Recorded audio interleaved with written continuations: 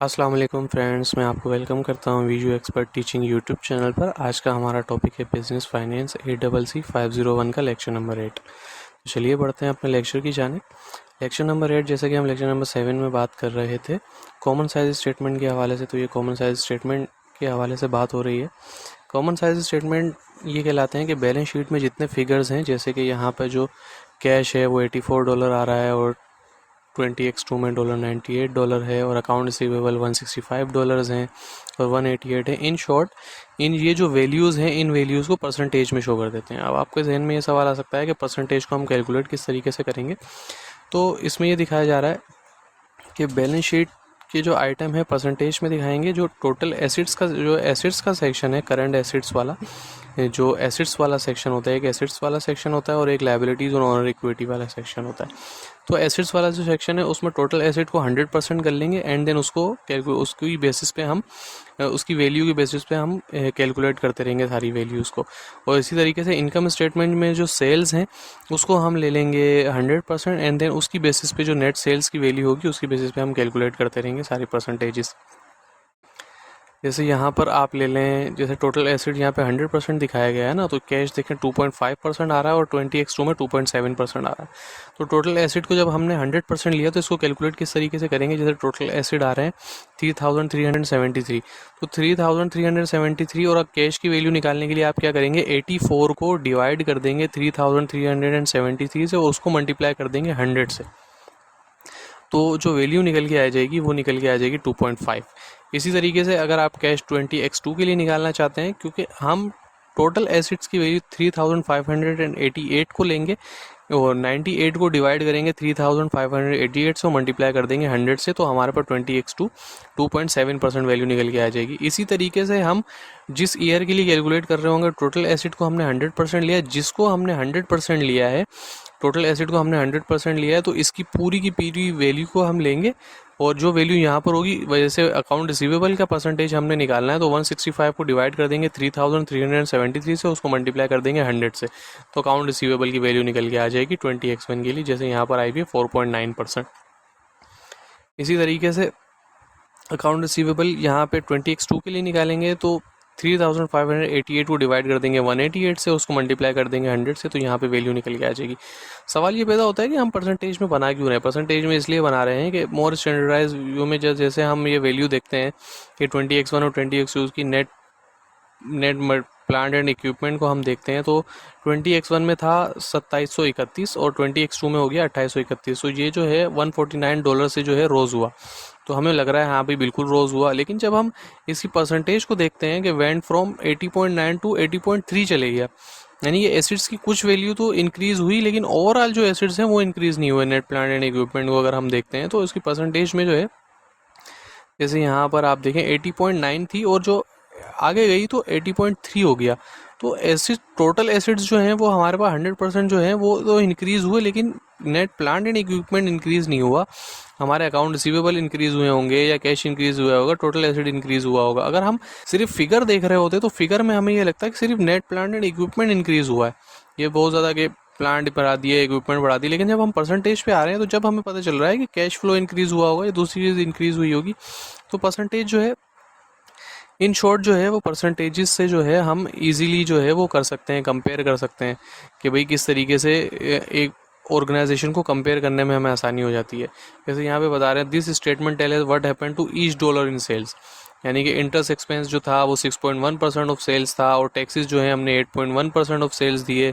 उसके बाद 15.7% रेवेन्यू हमारा जनरेट हुआ था सेल्स से, जिसमें हमने 1/3 जो है वो हमने पेड कर दिया डिविडेंड को, और जो दूसरा 2/3 जो था वो हमने रिटेन अर्निंग बिजनेस में लगा दी। As far as concern 58.2% of revenues spend on cost of goods sold, यानी कि 58.2% रेवेन्यूज जो है वो कॉस्ट ऑफ गुड्स सोल्ड पे हुआ। तो ये इनकम स्टेटमेंट जो है अब हम परसेंटेजेस में लेते हैं, तो ये हमारे को एक अच्छा एक ओवरव्यू देता है कि किस जगह पे क्या हो रहा है। हमारे को ओवरव्यू निकालने में आसान होता है। जैसे कि कॉस्ट ऑफ गुड्स सोल्ड 58.2% हुई, डेप्रिसिएशन 11.9% रही, अर्निंग बिफोर इंटरेस्ट 29.9% थी, इंटरेस्ट 6.1% पे किया, टैक्स जो है वो 8.1% दिया, नेट इनकम जो है 15.7% हुई। तो इस तरीके से आ रहा होता है कि प्रॉफिट कितना हुआ, डिविडेंड कितने दिए, रिटेन अर्निंग हमने कितनी कर ली। तो ये एक ईजिली और एक अच्छा व्यू निकल के आ रहा होता है। तो ये सारी चीज़ें हैं, ये मेरे ख्याल एक एग्जाम्पल के तौर पे दिया गया है। मे बी पॉसिबल शायद इसमें से अगर कोई क्विज आ जाए तो ये आ जाए कि आपको वैल्यूज़ दी हुई हों और इसको आपको बोलेंगे परसेंटेज में कन्वर्ट करके आप बता दें। एक सिर्फ हाउ नाउ के लिए दिया गया है कि दो अगर फाइनेंशियल स्टेटमेंट को अगर आपने कंपेयर करना हो तो आपसे कोई पूछ सकता है कि कंपैरिजन जो है वो परसेंटेजेस की मद में होती है, ना कि वैल्यूज़ के उसमें। उसके आगे एक और नया टॉपिक शुरू हो रहा है रेशो के हवाले से, कि स्टैंडर्डाइज फाइनेंशियल स्टेटमेंट जो है प्रोवाइड बेटर एनालिटिक्स हमें प्रोवाइड करते हैं। जो हमने बात की रेशियो एनालिसिस है कि अनदर वे एक और वो है कि अवॉइडिंग कंपेयर करने हम डिफरेंट साइजेस की जो कंपनीज होती हैं उनके जब हम फाइनेंशियल स्टेटमेंट्स को या फाइनेंशियल पोजीशन को कंपेयर करते हैं तो एक रेशियो एनालिसिस जो है ये भी एक मेथड होता है, इसको भी हम फॉलो कर सकते हैं। लेकिन इसकी जो प्रॉब्लम बता रहे हैं कि रेशियो एनालिसिस में प्रॉब्लम ये होती है कि डिफरेंट पीपल जो है वो डिफरेंट तरीके से कैलकुलेट करते हैं वैल्यूज़।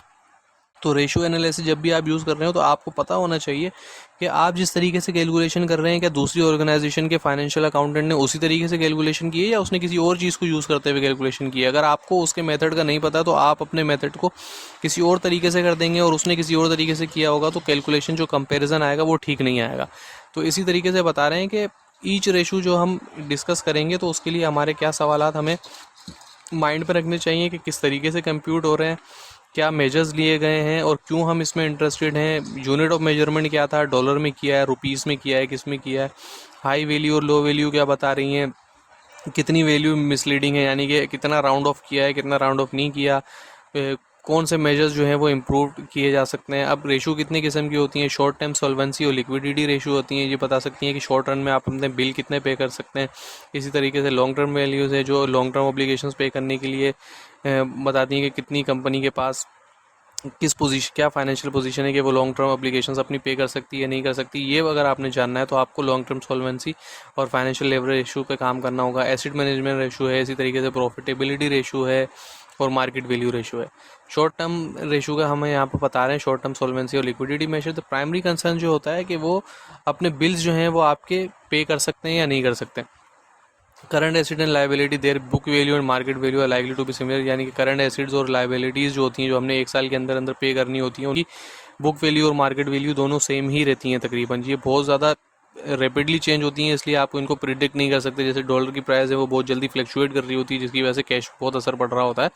और तो ये सारी चीज़ें बहुत ज़्यादा चेंज हो रही थी, यानी कि अब लाइबिलिटीज़ पे कैसे असर पड़ता है। अचानक से स्टेट बैंक जो है वो इंटरेस्ट रेट जो है वो अपना बढ़ा देता है तो आपकी लाइबिलिटीज़ जो हैं वो इन केस सच केसेस में इंक्रीज हो जाती हैं। करंट रेशियो कैलकुलेट करने का जो फॉर्मूला बताया गया है कि करंट एसेट्स को डिवाइड करते हैं करंट लाइबिलिटीज़ से तो आपका करंट रेशियो निकल के आ जाएगा। जैसे यहाँ पे ये XYZ कॉर्पोरेशन की 700 करंट एसेट और करंट लाइबिलिटीज़ दी हुई। करंट एसेट जो है वो 7 दिखाई गई है वैल्यू, यहाँ से इन्होंने वैल्यू ली है यानी कि करंट एसेट्स कितने हैं और करंट लाइबिलिटीज़ ये कितनी है 708 और ये देखें 708 और 640। 708 जो है वो करंट एसेट्स हैं और करंट लाइबिलिटीज़ जो हैं वो 540 हैं। तो यहाँ पे देखें इसी तरीके से ली गई है वैल्यू। करंट एसेट जो है वो 708 एंड 540 तो 1.31 टाइम रेशो निकल के आ रहा है। इसका मतलब ये है कि अगर आपने $1 कर्जे पे लिया है या ₹1 अगर आपने किसी से कर्जे में लिया है तो आपके पास 1.31 टाइम आपके पास पैसे हैं कि आप उससे डबल 1.31 पैसा आपके पास हैं कि आप वो पे जो है वो पे कर सकते हैं, लाइबिलिटीज़ अपनी पे कर सकते हैं। यानी कि ये अगर ऊपर से 1 से ज़्यादा है करंट रेशो तो आपके पास है कि आप अच्छे तरीके आप इस पोजीशन में है कि अपने वैल्यूज़ अपने जो डेप्ट्स वगैरह हैं वो आप पे कर सकते हैं। अगर नेगेटिव में है वैल्यू तो ये बड़ा मसला हो जाएगा कि आपके जो करंट एसेट्स इतने नहीं हैं कि उनको आप बेच के अपनी ऑब्लिगेशंस जो हैं वो फ़ौरन से आप पे कर सकें। उसके बाद ये इसकी थोड़ी डेफिनेशंस वगैरह दी गई हैं, मेरे ख्याल से इतनी इंपॉर्टेंट नहीं है। आप सिर्फ ये फार्मूला और उसके बाद इसकी कैलकुलेशन क्या है और 1 से ज़्यादा होना चाहिए क्योंकि अगर लेस देन 1 है तो नेगेटिव है, आप अपनी ऑब्लिगेशंस जो है वो पे नहीं कर सकते। उसके बाद क्विक एसिड और क्विक रेशो है। क्विक रेशो से मुराद ये होती है कि करंट इन्वेंट्री जो है वो एसिड्स जो कि फ़ौरन से कैश में कन्वर्ट हो जाए, ये उस चीज़ को जाहिर कर रहा होता है कि करंट एसिड्स के अंदर जो इन्वेंट्रीज़ भी इंक्लूड होती हैं। इन्वेंट्रीज़ को कैश में बदलना इतना ज़्यादा आसान नहीं होता कि वो थोड़ा टाइम लेती हैं एसिड्स में कैश में कन्वर्ट होने में, क्योंकि इन्वेंट्री आपके पास पड़ी हुई उसको सेल होने में थोड़ा टाइम लगता है। ऐसा नहीं होता कि आप अगर फ़ौरन उसको कैश में कन्वर्ट करना चाहेंगे तो इतनी ईजीली नहीं कर सकते। आपको डिस्काउंटेड रेट्स देने होंगे, जितना प्रॉफिट आपने एक्सपेक्ट किया था वो आपको अपना प्रॉफिट कंप्रोमाइज़ करना पड़ेगा। आप अपना प्रॉफिट कंप्रोमाइज़ करेंगे देन आप उसको जल्दी कैश में कन्वर्ट कर सकते हैं, आपको नुकसान होगा। तो क्विक रेशो जो है वो ऐसे एसिड जो कि फ़ौरन से कैश में कन्वर्ट हो जाएंगे। तो इसमें से सिंपल फार्मूला है, जैसे हमने करंट रेशो पढ़ा था कि current acid divided by current liabilities. तो इसमें करंट एसिड में से इन्वेंट्रीज को आप माइनस कर रहे हैं और करंट लाइबिलिटीज़, तो देखें XYZ की पोजीशन क्या है कि 0.53 पे है, यानी कि 0.53 टाइम्स इनके पास वो हैं कि ये अपनी ऑब्लिगेशन जो है पे कर सकें। अगर 1 रुपया लिया है तो इनके पास समझ लें 50 पैसे तो हैं जो फ़ौरन ये पे कर सकते हैं, लेकिन मज़ीद जो इनके 53 पैसे हैं जो है फ़ौरन पे कर सकते हैं, लेकिन मज़ीद 47 पैसों के लिए इन्हों को कुछ ना कुछ करना पड़ेगा। उसके बाद कैश रेशो की बात हो रही है। इसमें सिंपल जो है वो बहुत शॉर्ट टर्म क्रेडिटर जो होते हैं, जो आपको बोलेंगे भाई आज मुझसे पैसे ले लो और शाम में मुझे वापसी कर दो, तो उनको इंटरेस्ट होता है कि कंपनी का कैश रेशो कितना है, यानी कि cash divided by current liabilities. और कैश रेशो जो है इसका 0.18 है, यानी कि अगर आप इसको 1 रुपये देते हैं तो 18 पैसे तो आपको वापस करने की पोजीशन में है, लेकिन बाकी जो 72 या 82 पैसे हैं वो आपके फंस सकते हैं। तो ये कैश रेशो जो है, शॉर्ट टर्म क्रेडिटर्स जो हैं वो बड़ा इसमें इंटरेस्टेड होते हैं। तो ये आज का लेक्चर था, इतना ज़्यादा टफ नहीं था, सिंपल से कॉन्सेप्ट हैं, और आगे जो है रेशो को मज़ीद डिस्कस करेंगे। तो इसमें जो हाईलाइटेड नोट्स अगर आपको चाहिए तो डिस्क्रिप्शन में मेरा ईमेल आईडी मौजूद है, आप मुझे ईमेल सेंड कर दें एंड देन मैं आपको प्रोवाइड कर दूंगा। और दूसरा, काइंडली आपसे रिक्वेस्ट है, वीडियो को लाइक शेयर और चैनल को सब्सक्राइब ज़रूर करें ताकि हम मज़ीद वीडियोस आपके लिए बना सकें। आपका सब्सक्राइब करना, वीडियो को लाइक करना, शेयर करना हमें मोटिवेट करता है कि आपको हमारा वर्क जो है वो पसंद आ रहा है। काइंडली वीडियो को लाइक शेयर और सब्सक्राइब ज़रूर किया कि इसमें आपके 10 सेकंड भी नहीं लगेंगे। बहुत से लोग ऐसे हैं कि हम जब अपने चैनल की एनालिटिक्स देखते हैं तो 70 to 80% लोग ऐसे होते हैं जो वीडियो तो देखते हैं लेकिन चैनल को सब्सक्राइब नहीं करते। तो काइंडली आप चैनल को ज़रूर सब्सक्राइब करें। Thank you so much. अल्लाह हाफ़िज़।